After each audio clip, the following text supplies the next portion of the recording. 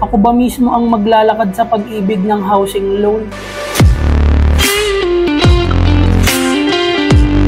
Isa yan sa mga kadalasang misconception ng mga bago pa lang na home buyers. Minsan isa rin yan sa dahilan kung bakit takot bumili ng bahay ang mga tao. Dahil akala nila sila mismo ang magpupunta sa pag-ibig para mag-asikaso at maglakad ng application ng mga housing loan nila. Pero alam mo ba na merong mga tinatawag na accredited developers na under ng pag-ibig? Ito yung kung saan si developer na po mismo ang maglalakad at mag-a-apply ng housing loan para sa inyo. Kailangan mo lang gawin is mag-comply at mag-submit ka ng mga requirements na hihingin at kakailanganin para ma-approve yung housing loan ninyo. Ibig sabihin, wag mo na yung problemahin, hindi na ikaw ang mag-aasikaso at maglalakad niyan. At tandaan, merong mga makakatulong sa'yo when it comes to your housing loan. Una, yung ahente mismo. Pangalawa is yung developer. Kaya importante na makahanap ka ng ahente na makakatulong sa'yo. Dahil marami na ngayon dyan is mga tamad. After reservation fee mo, is iiwanan ka na at hahayaan ka na lang.